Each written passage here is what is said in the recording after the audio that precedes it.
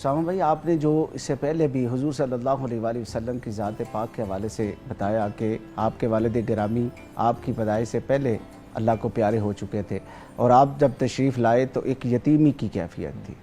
یعنی یوں کہہ لیں کہ حضور یتیم ہو کر در یتیم بن کر آئے،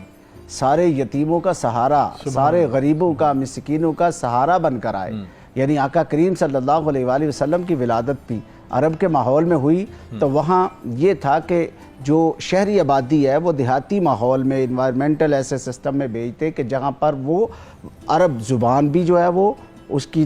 جو فصاحت و بلاغت ہے اس کو اچھے سے پالے، اور وہاں کا انوائرمنٹل جو ماحول ہے وہ بچے کی ہیلتھ کے اعتبار سے جو ہے وہ زیادہ افیکٹو ہوتا تھا۔ تو وہاں جب دیکھا کہ حضرت عبد المطلب کے ہاں، یعنی آپ کے ہاں جو ہے وہ پوتے کی ولادت اور حضرت عبداللہ کے ہاں بیٹا ہوا ہے، اور چونکہ یہ سرداران کا ایک گھرانہ تھا اور بڑے گھرانوں سے ہی اسی طرح جو تھی وہ خواتین آتی، دیہاتوں سے آتی اور بڑے گھرانوں سے لے کر جاتی بچوں کو اور بڑا انعام و اکرام پاتی۔ تو آپ کے آقا کریم صلی اللہ علیہ وآلہ وسلم کی آمد پر بھی جب آپ بھی ولادت ہوئی تو بہت سارے لوگ آئے،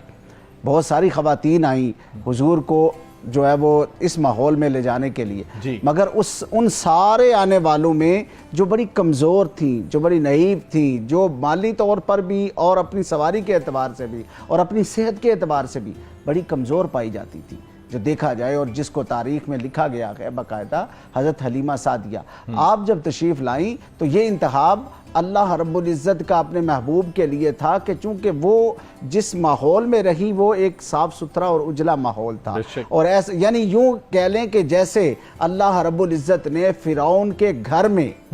دودھ پلانے کے لیے اللہ پاک نے پاک دودھ کا انتظام فرما دیا، ایسے ہی اپنے محبوب کو ایک اچھے ماحول میں بھیجنے کے لیے حضرت حلیمہ سعدیہ کا انتخاب فرما دیا۔ تو آپ کے ہاں جب آپ لے کر گئیں تو آپ بھی بیان کرتی ہیں، کہتی ہیں کہ ہمارے ہاں معمول یہ تھا کہ لوگ جو شام ڈھلنے کے ساتھ ہی اپنا دیا جو ہے وہ گل کر دیتے، تو یہ چونکہ ان کے ہاں جو فقر و فاقہ تھا اس طرح کا ماحول تھا کہ زیادہ لوگ یعنی شام کے بعد جو دیے جلتے تھے وہ بادشاہوں کے محلوں میں جلتے تھے، محل میں جلتے تھے یا بڑے گھرانوں میں جلتے تھے۔ تو وہ جب کہتی ہیں کہ حضور کو جب لے کر میں گھر پہنچی تو مجھے وہ میری سہیلیاں، میری محلے داریاں، میری جو دوست تھیں وہ مجھے کہنے لگی تم بڑی امیر کبیر ہو گئی ہو کہ شام کے بعد بھی تیرے گھر میں دیا نہیں بجھتا، یہ تیل یعنی دیا جلانے کے لیے تیل کہاں سے آتا ہے، کہاں سے امیر کبیر ہو گئی؟ کہتی ہیں اللہ کی عزت کی قسم میں نے تو کوئی دیا نہیں جلایا، بس مجھے جو ایک بچے کی صورت میں ملا ہے وہ ایسا نور ہے کہ میں جب دیکھتی ہوں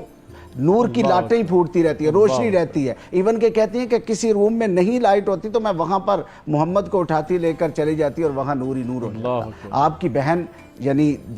دودھ شریک بہن حضرت شیمہ یعنی حضرت حلیمہ سعدیہ کی جو صاحبزادی ہیں، تو وہ آپ کو لے کر اپنی بکریاں چرانے کے لیے جاتی تو وہاں بھی وہ معمول کو بتاتی، حالات کو بتاتی کہ اوپر